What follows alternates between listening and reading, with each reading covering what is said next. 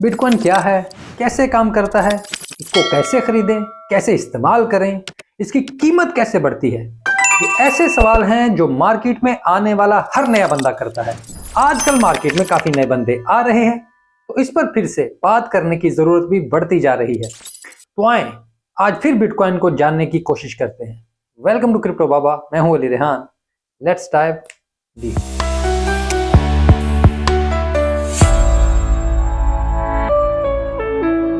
सादा अल्फाज में बात करें तो बिटकॉइन एक इलेक्ट्रॉनिक पेमेंट सिस्टम है। इसे मौजूदा फाइनेंशियल सिस्टम के मुतबादिल के तौर पर बनाया गया।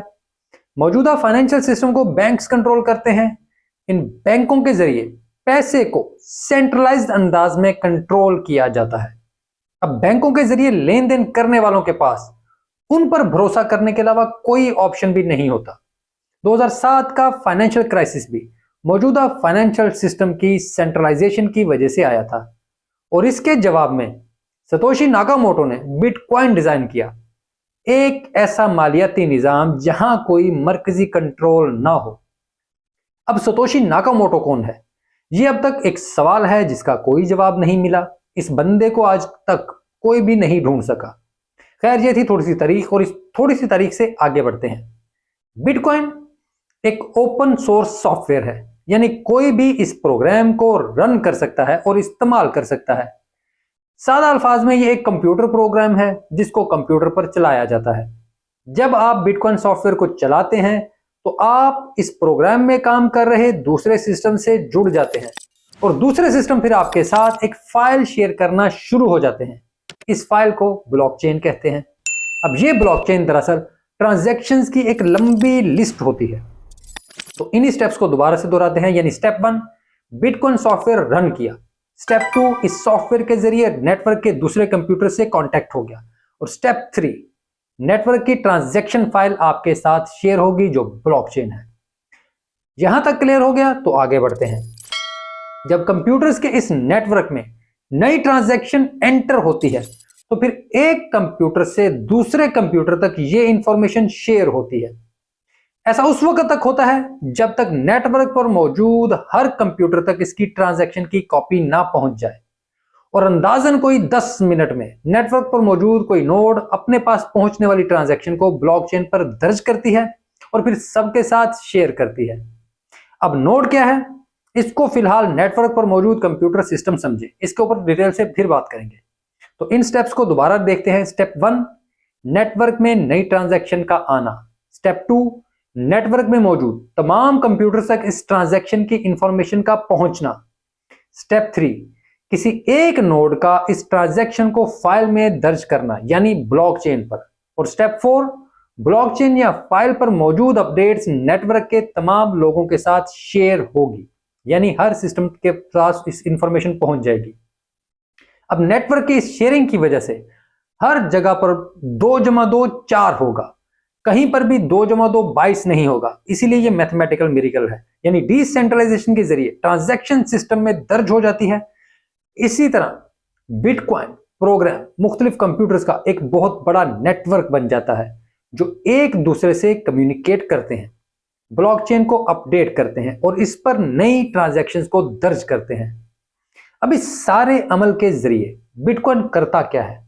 तो इस सारे अमल के जरिए बिटकॉइन बुनियादी तौर पर एक ऐसा पेमेंट सिस्टम बनता है जहां पर कोई सेंट्रल पॉइंट ऑफ कंट्रोल नहीं है, यानी कोई मरकजी अथॉरिटी नहीं है जो अपने मफाद के लिए चीजों को ऊपर नीचे करे, खातों में गड़बड़ करे। बिटकॉइन से पहले भी ऐसा मुमकिन था कि कंप्यूटर नेटवर्क के जरिए ट्रांजैक्शन की जा सके, लेकिन उसमें मसला यह था कि कंप्यूटर्स के उस नेटवर्क में कंफ्लिक्टिंग ट्रांजैक्शन दर्ज की जा सकती थी। अब ये कंफ्लिक्टिंग ट्रांजैक्शन क्या है, इसको मिसाल के जरिए समझें।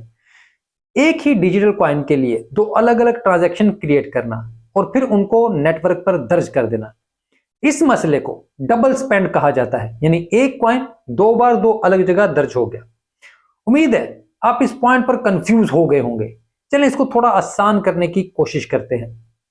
फर्ज करें नेटवर्क पर मौजूद एक कंप्यूटर को नई ट्रांजैक्शन मिलती है, उसी नेटवर्क पर मौजूद एक दूसरे कंप्यूटर को भी यही नई ट्रांजैक्शन मिल जाती है। अब आप सब एक इलेक्ट्रॉनिक पेमेंट सिस्टम को चला रहे हैं जिसकी कोई मरकजी अथॉरिटी भी कंट्रोल नहीं कर रही। अब यहां आपने ये मसला हल करना है कि दो अलग अलग कंप्यूटर्स को मिलने वाली एक ही ट्रांजैक्शन में पहले ट्रांजैक्शन किस कंप्यूटर को मिली।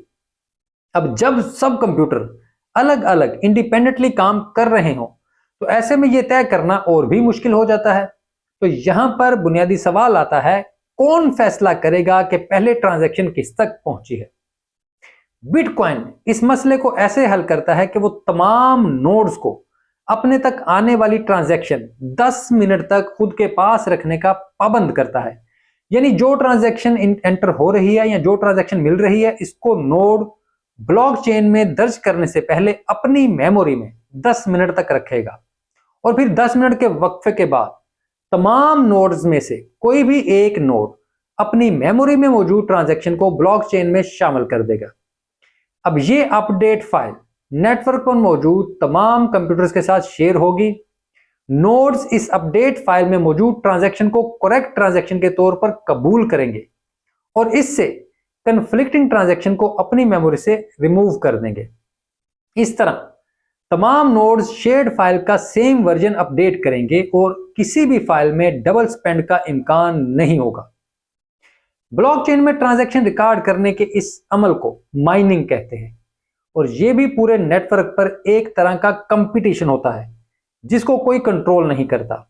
इसको आसान अल्फाज में यूं समझें कि ट्रांजैक्शन के लिए नए ब्लॉक्स को ब्लॉकचेन पर दर्ज करने के अमल को माइनिंग कहते हैं।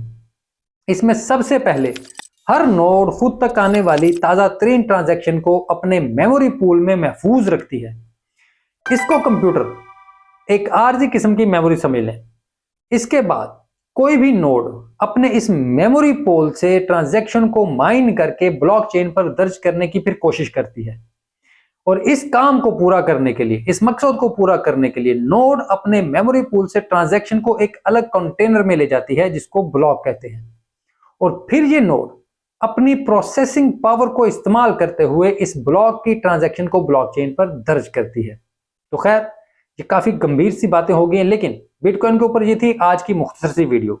इसमें अभी सिर्फ चंद सवालों के जवाब दिए हैं, बाकी सवालों के जवाब अगली वीडियोस में आप तक पहुंचाने की कोशिश करूंगा और ये कोशिश भी होगी कि क्रिप्टो के बेसिक्स के ऊपर जो भी वीडियोस मौजूद हैं या जो भी वीडियोस मैं आने वाले वक्त में भी करूंगा उनके ऊपर अपने ही चैनल के ऊपर अलग से एक सेक्शन बना दिया जाए ताकि रेफरेंस वीडियोस वहां पर मौजूद रहें और नए आने वाले हर जो व्यूअर हैं वहां पर उन वीडियोस को आसानी से ढूंढ सके और देख सके।